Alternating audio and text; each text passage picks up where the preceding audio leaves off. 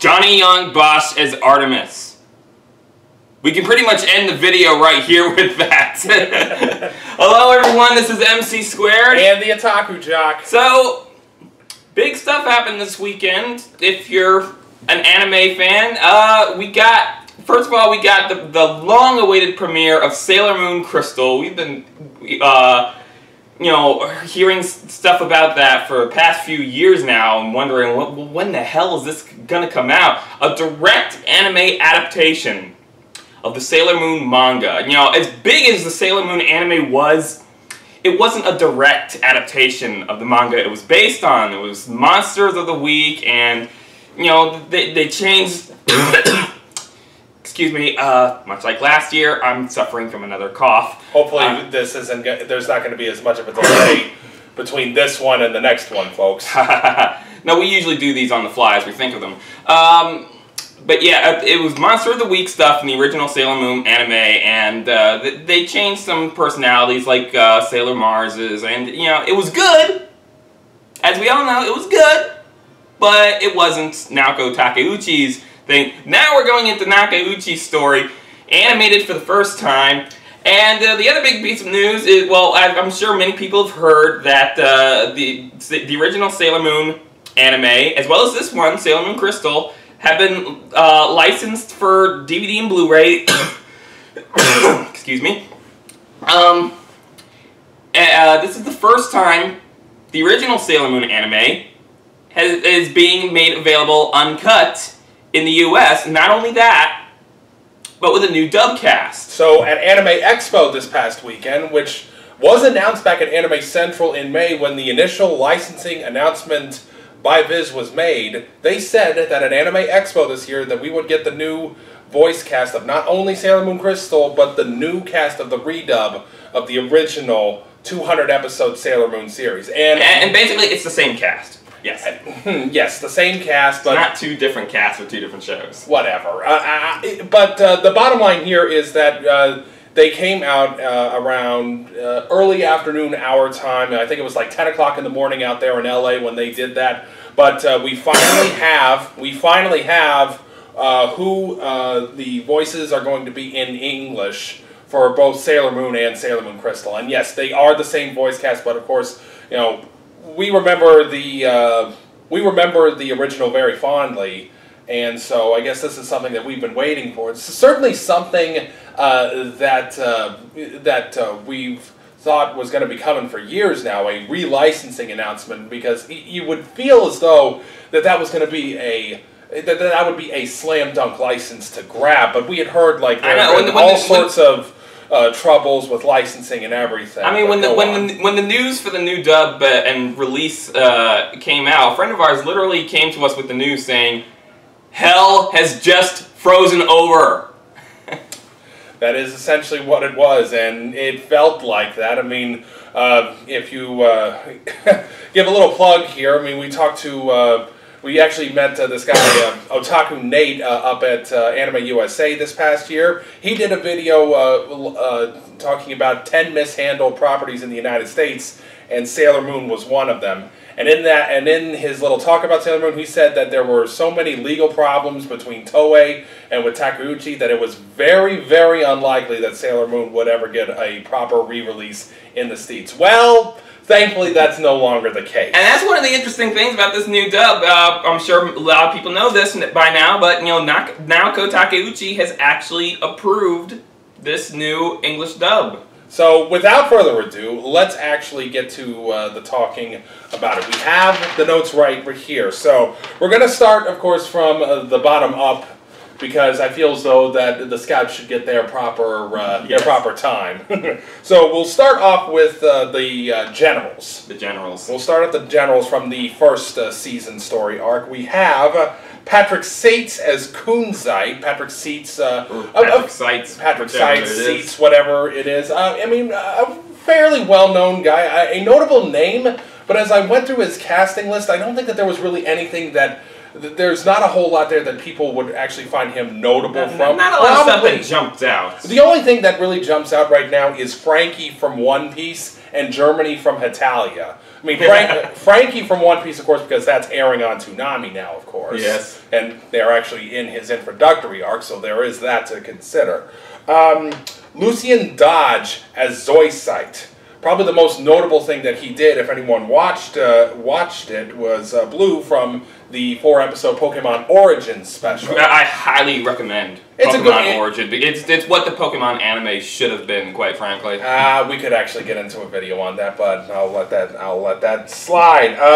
Liam O'Brien as Nephrite. Probably the most notable thing he's known for is Gaara from Naruto. And a bit of a surprise for Jedi right here. Yeah. Todd Haberkorn. I mean, I was just floored by that. I have to wonder if they announced the wrong names. I'd cast Todd Haberkorn as Zoisite if it was up to me. I do not see... I mean, maybe I'm typecasting, but I cannot picture Todd Haberkorn as this dark, serious general who is trying to get the job done for his queen. I mean, Todd Haberkorn normally... I mean, occasionally he can be a protagonist like Alan from D. Gray Man, but normally he's the guy that screams a lot. And he's the very goofy guy. Like, if anyone has ever seen the dub of Sergeant Frog, that's kind of what Todd, I think, is a bit most notable for. Of course, you know, Ling from Full Metal Alchemist Brotherhood as well. Yeah. Kaoru or Hikaru? Which one? I think he was Hikaru. Hikaru from Ouran High School Host Club. Definitely. So that's a couple of notable. I mean, the guy has been in a ton of shows recently, so it's not going to take long for you guys to find something that he's been in. Him and his screaming. Yes, and Watanuki from Holic. Thank you. That's another one as well. Okay, and then. As Queen Beryl, Cindy Robinson, someone that doesn't jump out a whole bunch, but probably her most notable role was the title character of Satoshi Kon's final movie made when he was alive, Paprika, which is actually, I think, a very, very good movie, and I recommend anyone who can find that movie to go watch it. So is this a movie about spices, or...? No, it's something a lot more than that. I have it. We should actually sit down and watch that at some point. Moving on now, we go to the Tsukino family. Right. We go to the Tsukino family. We have Nicholas Roy as Shingo, the younger brother. Probably he's most noted for Mikey from Digimon Fusion, which is airing right now on either, wherever Nickelodeon or CW or wherever the heck it's airing. Who knows? They change things around. Keith Silverstein as Kenji Tsukino, the father. I couldn't find really anything notable about him. And then Tara Platt as Ikuko Tsukino, the mother. She's most well known as Tamari from Naruto and Tokiko from Buso Renken. Right. So we got all those, and now, of course, the schoolmates. Ben Diskin as Umino, or, if you remember the classic, Melvin. I'll miss my snail watching club, and I'm the only member. He's most well known, at least in anime circles, as playing Sai in Naruto Shippuden, but he's also done some American cartoons as well, probably most notably #1 and #2 from Kids Next Door. He was both of them. Yes. Oh, wow. So you learn something new every day. And as Naru Osaka, Danielle Nicole, and this is actually her first voiceover work, period. Let's wish her a lot of luck. Wish her a ton of luck. I'm actually quite glad to see Viz is giving some relative newcomers here a chance to in the spotlight. Now, of course, we get to... We're getting to the good part right here. Now we got the cats. The kitties! This was just great casting right here. Yes, the big announcement. The one that probably floored us the most. Johnny Young Bosch as Artemis. So as someone mentioned on Twitter on that day, he's gone from a black ranger to a white cat. Yeah, that's something as well. And, I think and even Johnny himself tweeted that he's pretty happy about this cat. Yeah, I mean, my quote when I did that was like, he's gone from being a frog to a cat. I'm a cat. I mean, I never would have predicted that in a million years. I wouldn't have either. You know what? I think that is something to look forward to. And then as Luna, Michelle Ruff, a veteran voice actress, very well done casting on their part. Oh my God, Michelle, my belle. These are words that go together well. She, I think, is going to do the role justice. I don't think that there's going to be. You know, as fond as we actually are of the British nanny, Luna, don't hate us for that. It's just a nostalgia thing. She may actually supplant that, depending on how well she does that. We will wait and see upon that one. So now after that, we also have another relative newcomer to voice work, Robbie Daymond as Mamoru or Tuxedo Mask. Quite a big role for this guy.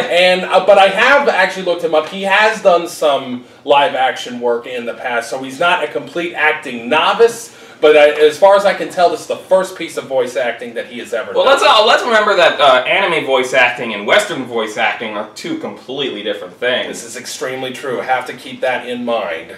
So now, finally, after we get all of that taken care of, we're finally to the 5 main characters themselves. It's almost like we're introducing a Super Sentai team here. Well, they are Super Sentai. They were inspired by Super Sentai. I'll give you that one. So we're going to start as well from the bottom up on this. We've done it this way already. As Minako, Mina, or Sailor Venus, we have probably the one that we are probably the most approving of this one, Cherami Lee. Yes, Cherami is a doll. I had the honor of meeting her a year or two ago at Anime USA. I made her a collage picture. We'll throw that up there. She loved that. You know, I was telling an amusing story about something that I was ad-libbing with myself, making it, and I made her laugh so hard. She is just a doll. She is one of the absolute nicest people that you will ever meet, and one of the best out of Funimation's gates, and probably in the anime industry. She just has a. I mean, as much as I love Laura Bailey, you know. Again, Cherami is just a doll. She's just adorable. Probably the most notable role that she has taken was Asuna in Sword Art Online, which recently just premiered its 2nd season over in Japan, so I would not be surprised if that comes over. Of course, that was a very successful show for Toonami. Other notable roles that she's done, probably the one Natsumi from Sergeant Frog. Probably one of my favorite roles personally. I mean, she is just absolutely one of those female voice actresses that we love to hear whenever she comes up. And I think we may have even predicted this casting. We very well may have. In musings over, well, who could be in this? Yeah, so so that's a delight. It's a delight, and we're looking forward to it, even though she's not going to appear till like more than halfway through the 1st season. Yeah, but you know what? It'll be well worth the wait. What can we say? Take a shot every single time he coughs. Shut up. Moving on, we have as Makoto or Lita or Sailor Jupiter, Amanda C. Miller. Another one, not a whole lot of notable roles. Probably one that she might be known for is Takeru from Squid Girl. But if you're video gamers and you have 3DSs, she was Shershay and Sully from Fire Emblem Awakening. So keep that in mind as we go on with that. Now we get into Ray, Sailor Mars. Christina V, one of the young, she and Cherami, 2 of the youngest voice actresses in this entire thing. Christina, of course, I feel as though that I remember hearing that she was actually handpicked from some audition videos that she did when she went to Anime Expo one year.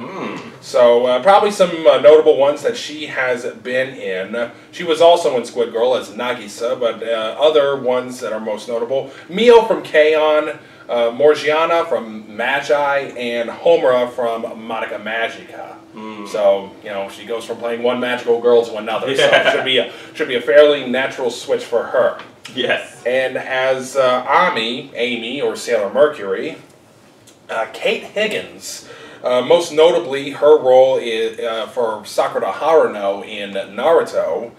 She also played CC or C2 or whatever the heck you want to call her from Code Geass. Then she also played Talho in Eureka 7 and actually provided the voice of Tails from 2010 till 2013. I guess that Sonic Team must have changed up the voices again recently.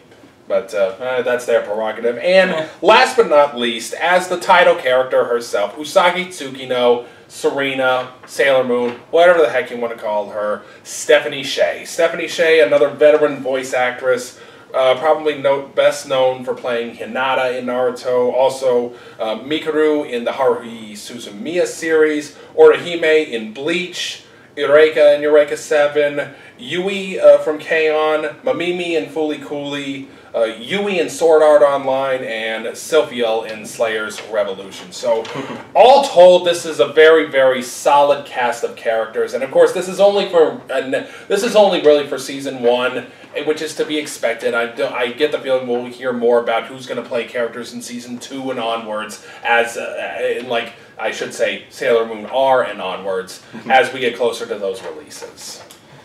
And now on to Sailor Moon Crystal. We finally were able to see this. This was a big release worldwide. And so far, I'm liking it. I'm digging it. I read the manga as a teenager, and it's really following the manga pretty close. I was following along with the manga as I was watching, and aside from a couple of inserted, little moments involving Jedi, it's following the manga pretty damn closely. I have to admit that I didn't know what to expect. I mean, I'm always one of those people that is willing to give everything a shot at least once, and I think that's definitely one of my. I think that's one of the advantages that I have as a fan, is that I try not to get bogged down by what came before it. You've seen us rant here on Star Wars fanboys right here on this channel. You've seen us rant about various subjects. I mean, I find myself frustrated dealing with professional wrestling fanboys that seem to only, call the Attitude Era of wrestling, as it were, as the only era of wrestling where it actually mattered. Trust me, you'd be surprised how many people there are like that.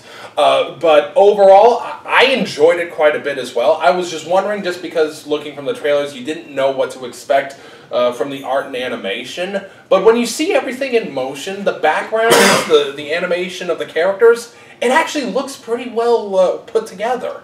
And I have to say, so far, I think it is probably superior to the manga. As I said, I read the manga as a teenager, and I've reread it a couple of times, and this is not a diss against Naoko Takeuchi, but she has a way where it's hard to tell what's going on, and I've observed this in a couple of other shoujo mangas, where sometimes there's not even a background, or sometimes the lines aren't as pronounced or detailed as they should be. I will say, I've had that problem sometimes reading the Cardcaptor Sakura manga, where it sometimes is a little hard to figure out what really is going on. That is definitely one of the advantages to having something like the animation to really help put everything together. I think it should definitely help for those that were maybe confused when reading the Sailor Moon manga. And one thing we've observed in a couple of places online is that people are not really digging it or digging the art style. I mean, we've seen a cartoon somewhere where, someone was just calling Usagi like anorexic or something. It's like too skinny, and I'm just like, look guys, if you have a problem with the new art style, this is based on Naoko Takeuchi's art style. Well, but at the same time, I mean, I think that the point that I made on a couple of things on my Tumblr is that we are so used to the original one as fans. Yeah. We're used to the original series as fans. And you know something? I'm not surprised that there's this kind of, I almost like to think that it's like trepidation, so to speak. That right now you don't know, what to expect just because this is completely new. They're trying essentially to distance themselves from the original series. I think that right now, if you're on the fence about it, my suggestion is give it a couple more episodes. I mean, I think a lot of the problem with these people is, well, there's a thing about fandom where people are just... I don't want change! I don't want change! Everything has to stay the same! I mean, yeah, I can play that clip over and over again if you don't like... He'll do it. He'll do it. You know what? Let's do it! I don't want change! I don't want change! Everything has to stay the same! I mean, you know, if you're gonna be a self-righteous asshole about, changing things, I'll just play it again. I don't want change! I don't want change! Everything has to stay the same! I don't want change! I don't want change! Everything has to stay the same! I don't want change! I don't want change! Everything has to stay the same! I don't want change! I don't want change! Everything has to stay the same! I don't want change! I don't want change! Everything has to stay the same! I'll never get tired of that. Bottom line here is, folks, is that I am certainly glad to see that this is a show that is finally getting not just a revival, but it's essentially the best of both worlds, because not only are we getting a brand new series, the original is also being preserved, and it's going to go on further. So I think that we need to give it a more of an opportunity. Again, my a suggestion is give it a few more weeks. More of the characters are going to be introduced. You're going to see some more dynamic scenes. I think that it's going to grow on people a lot quicker than I think a lot of people think that it's going to do so. Right, so that is pretty much all that we have to say about on the subject. So check out Sailor Moon Crystal on Hulu. Check out the original on Hulu, subtitled. It did not just on Hulu. It's not only running on Hulu. It's also on Crunchyroll. Also on Nico Nico. It's available legal. There's no need for illegal piracy of this series, folks. Yes, definitely. Support it.